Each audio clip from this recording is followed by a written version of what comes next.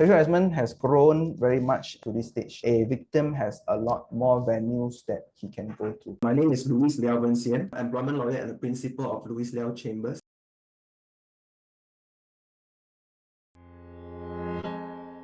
Sexual harassment is clearly a misconduct that can warrant dismissal. The court made it very clear that sexual harassment is a major misconduct. It creates a very toxic and unsafe environment for everybody else, and it is one of those misconduct that can warrant dismissal. When you come to a misconduct, you must investigate. You start the investigation by issuing a show cause, meaning you ask the accused employee to explain himself or herself, and after his or her explanation, if the company is not satisfied with the explanation, still find that he did something wrong, the company can then decide to either investigate further with a domestic inquiry or make a decision to issue a disciplinary action against the employee, which may include a dismissal.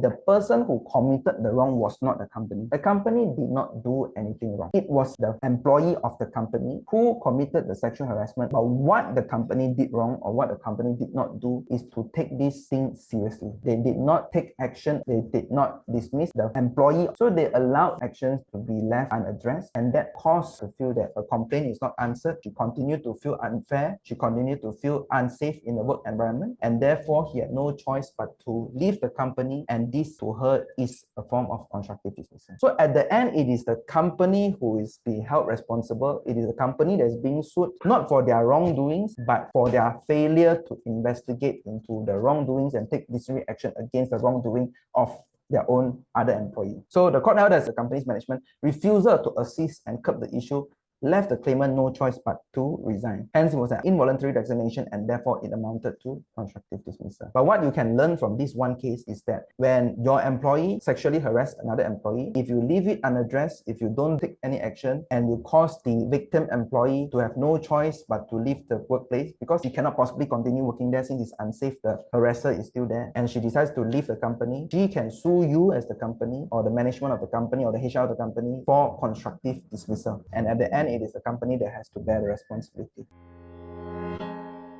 Under criminal law, clearly sexual harassment is also a crime. Depending on the nature of the sexual harassment, the police will decide which section best to charge a person for an offense and bring him to the criminal courts. But the most commonly used is Section 509. Section 509 is word or gesture intended to insult the modesty of a person. Okay, what is the punishment? Such person shall be punished with imprisonment for a term which may extend to 5 years, or with fine, or with both.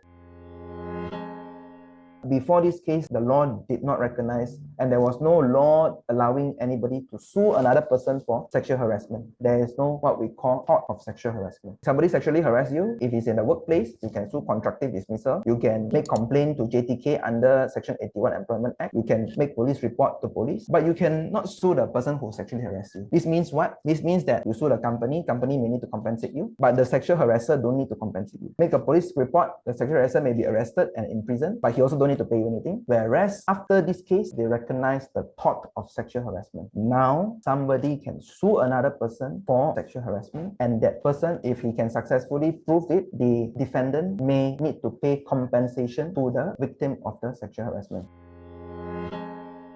Because of this act, now victims of sexual harassment can actually use this law and go to the tribunal created by this law. To put it simply, this law has two main purposes. Number one, to allow anybody to complain for sexual harassment, and also to establish a tribunal to hear complaints of sexual harassment cases. Within 60 days, the award will be made, and Section 20 actually provides that the tribunal can make these few orders. Number one, it may ask for compensation by the harasser to the victim, not more than 250,000 ringgit. Monetary compensation. Number two, apology, either apology in person to this victim or make a public apology. Apology is a very big thing in this tribunal. A lot of times, victims just want a formal apology. They don't really care about the money so much, but he just want to know that I didn't do something wrong, you did something wrong, you take responsibility and you apologize to me. It can even direct the wrongdoer to attend training program. You need to go and learn what is appropriate, what is not appropriate. Number one, he can expect the company to dismiss the wrongdoer for misconduct. Number two, company refuse to do anything, he can sue for constructive dismissal. Number three, he can make a report to police. Number four, he can go to civil courts and sue under the tort of sexual harassment. And number five, he can now make a complaint in the anti-sexual harassment tribunal. So sexual harassment has grown very much to this stage. A victim has a lot more venues that he can go to.